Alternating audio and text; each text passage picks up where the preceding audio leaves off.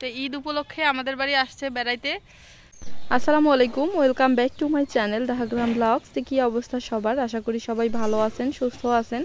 প্রতিদিনের মতো চলে আসলাম নতুন একটি ভিডিও নিয়ে। আশা করি সম্পূর্ণ ভিডিওটি দেখবেন, অনেক ভালো লাগবে। এবং ভিডিওটি যদি ভালো লাগে তাহলে অবশ্যই একটি লাইক দেবেন এবং কমেন্ট করে জানাবেন। বিকেলবেলা এখন আমরা ছাগলগুলোকে খাবার দেব। তার জন্য ছাগলগুলো সবগুলোই বাড়িতে নিয়ে যাওয়া হচ্ছে। এই যে দেখেন বাইরে যে ছাগলগুলো আছে এগুলো আমরা সবগুলোই বাড়ির ভিতরে নিয়ে যাব এবং একদম খোলা অবস্থায় বাড়ির আঙ্গিনায় খাবার দিয়ে দেব। তো আপনারা দেখতেই থাকেন, ভালো লাগবে।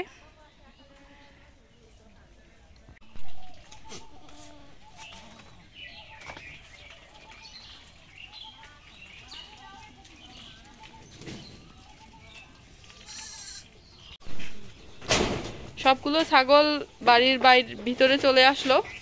এই যে দেখেন, এখন আমরা খাবার দেব। এই যে ছাগল পালন সম্পর্কে গ্রামের মানুষের কিন্তু একটা ধারণা বা প্রবাদ আছে। শুধু যে আমাদের গ্রামে তা নয়, আমি মনে করি যে সব জায়গাতেই এই কথাটা মানুষ বলে থাকে যে ছাগল পালন করে নাকি পাগলে। তো তাদের উদ্দেশ্যে বলতেছি, যারা এই ধারণাটা নিয়ে আসেন তাদের উদ্দেশ্যে বলতেছি। তো আমি মনে করি কি যে যদি চেষ্টা এবং ধৈর্য ধরতে পারেন এবং যদি আপনারা কর্মঠী হন, যদি কাজ করার অভ্যস্ত থাকে, আপনারা যদি কাজ করতে পারবেন তাহলে অবশ্যই ছাগল লালন পালন করা সম্ভব। এবং এই বিষয়টা কিন্তু খুবই ইজিলি, যদি আপনারা যে কোনো বিষয় ইজিভাবে নেন তাহলে কিন্তু ইজি হবে, সহজ হবে। এবং যদি কঠিনভাবে ধরেন তাহলে কিন্তু কঠিনই হবে। তো এই বিষয়গুলো এভাবেই নিতে হবে। যদি আপনারা সহজ মনে করেন তাহলে কিন্তু সহজ হবে। তো যারা এই সমস্ত কথা বলে থাকে বা বলা বলি করে তাদের জন্য আমি বলতেছি যে যারা এই কাজগুলো করতে পারবে না বা যাদের জন্য এই কাজগুলো সম্ভব না, তারাই মূলত মনে হয় যে এই কথাগুলো বা এই রকম ধারণা পুষে রাখে।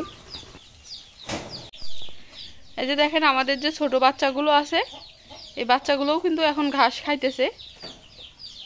আলহামদুলিল্লাহ বাচ্চাগুলো সুস্থ আছে, ভালো আছে। তো এভাবে দেখেন আমরা প্রতিদিন বিকেলবেলা খাবার দেই এবং খাবার এভাবে খাওয়া হয়ে গেলে আমরা ঘরে তুলি। এতে করে দেখেন ছাগলগুলোর শরীরগুলো চঞ্চল হয়, ব্যায়াম করা হয়। একটু মুক্ত অবস্থায় রাখলে এরা লাফাঝাফা করে, দৌড়াদৌড়ি করে। এতে কিন্তু এদের শরীর ফিট হওয়ার জন্য এটা কিন্তু বিশেষ উপযোগী একটা বিষয়। তো যারা ছাগল লালন পালন করেন বা আবদ্ধ অবস্থায় রাখেন, যেভাবেই রাখেন না কেন, যদি এদেরকে একটু এভাবে সুযোগ করে দেন আপনারা, তাহলে দেখবেন যে ছাগলের স্বাস্থ্য ভালো হবে এবং সচরাচর রোগ প্রতিরোধ ক্ষমতাও অনেকটা বাড়ে কিন্তু এভাবে। তো আমরা প্রতিদিন এভাবে ছাগলগুলোকে খাবার দেই এবং ঘরে তুলি। সকালে 2 ঘন্টার মতো ছেড়ে দিয়ে রাখি এবং বিকেলবেলা 1 থেকে 1.5 ঘন্টার মতো এইভাবে রাখি। দেখেন এখানে ঘাস দিছি কতগুলা, অল্প অল্প করে ঘাস ছিটাই দিছি। এগুলো কিন্তু সব খাবে, এগুলো সব এরকম করে কুড়িয়ে কুড়িয়ে খাবে। আর এই যে দেখেন, এই যে বড় ছাগলগুলো, কালা ছাগলগুলো আমি এখানে ঘাস দিলাম কেন, যে এই ছাগলগুলো কিন্তু ওই ছোট বাচ্চাগুলোকে এবং সাদা ছাগল এবং লাল ছাগলগুলোকে কিয়া করে আর কি, টর্চার করে, দেখতে পারে না। এরা একচাটিয়া আর কি। এই জন্য এদেরকে এই যে এইভাবে সিঁড়ির মধ্যে বাঁধছি, রশি দিয়ে বাঁধিয়ে এভাবে খাইতে দিলাম, এরা খাইতেছে। আর এই যে বাচ্চাগুলো, ছোট বাচ্চাগুলো এবং এই যে এই ছাগলগুলো, এগুলো এইখানে। চেষ্টা করলে কিন্তু ছাগল পালন করা যাবে অনায়াসে, এটা কোনো ব্যাপারই না যদি আপনার ধৈর্য এবং চেষ্টা থাকে। ছাগলের বাচ্চাগুলো দেখেন কত সুন্দরভাবে খেলতেছে সবগুলো ছাগল। আর এই যে খাঁচার উপরে একটা ছাগল উঠে আছে, খাসি। এভাবে একটু এদেরকে সুযোগ করে দিলে কিন্তু এদের মনগুলো ফুর্তি থাকে এবং শরীরগুলো চঞ্চল হয়।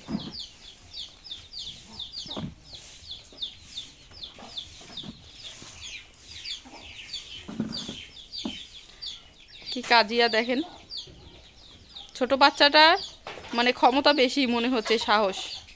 এই যে দেখেন বড়গুলোর সাথে কাজিয়া করতেছে। এভাবে ছাগল গরুর লড়াইগুলো খুবই ভালো লাগে দেখতে। দেখেন, তবে আমি মনে করি কি যে আমাদের গ্রামের বাড়ি যেমন, এগুলো গ্রামের বাড়ি সৌন্দর্য। দেখেন প্রাকৃতিক সৌন্দর্য আল্লাহ তাআলা যেটা দিয়েছে। ছাগল, গরু, ছাগলের বাচ্চা, গরুর বাছুর এগুলা কিন্তু খুবই ভালো লাগে। বাড়িতে দেখেন কত সুন্দর খেলতেছে, বাড়িটা ভরপুর মনে হচ্ছে এখন।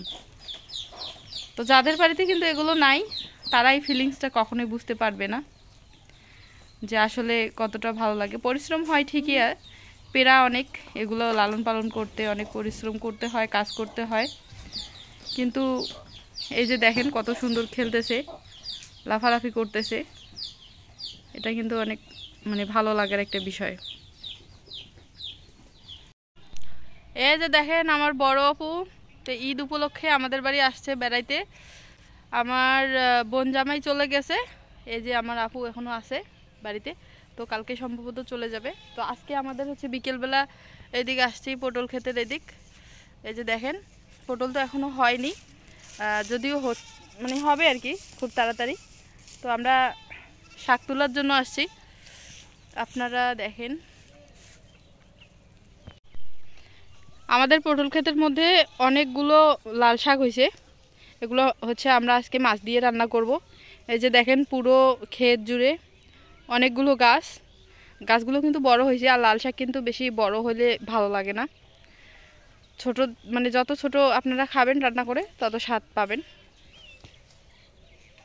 তো এই যে দেখেন ওই তুলে নিচ্ছে, মাথাগুলো ছিঁড়ে নিতেছে, এগুলো থেকে আবারও মানে ডগা বের হবে। অনেকগুলো হয়েছে।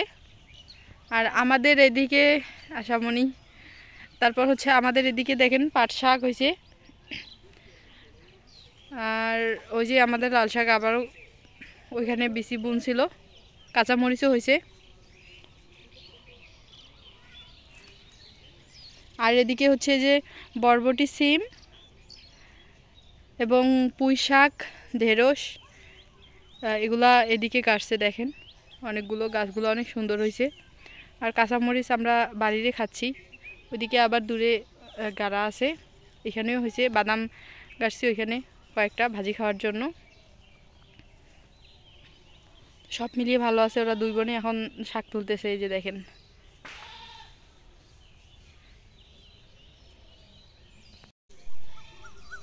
আলহামদুলিল্লাহ কাঁচামরিচ দেখেন কত সুন্দর হয়েছে, গাছে অনেক সুন্দর কাঁচামরিচ ধরছে, মোটা হয়েছে এবং লম্বা হয়েছে। একটা গাছের মধ্যে অনেকগুলো কাঁচামরিচ। আর এদিকে দেখেন ওই গাছটাতেও কিন্তু অনেকগুলো কাঁচামরিচ ধরছে, ওইদিকে অনেকগুলো গাছ আছে কাঁচামরিচের।